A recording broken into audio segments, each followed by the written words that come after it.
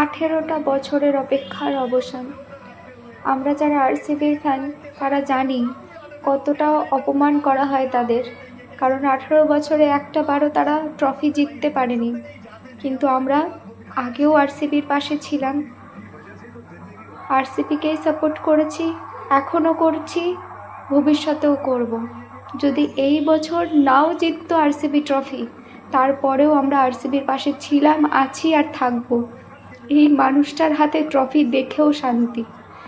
কতটা যে অপেক্ষা করেছি এই মুহূর্তটা দেখার জন্য, আজকে স্বপ্ন পূরণ হলো আমাদের সবার।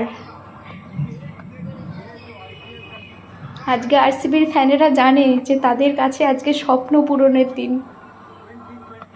দিনটা সারা জীবন মনে থাকবে। এই মানুষটার আনন্দ উল্লাসও সারা জীবন মনে থেকে যাবে।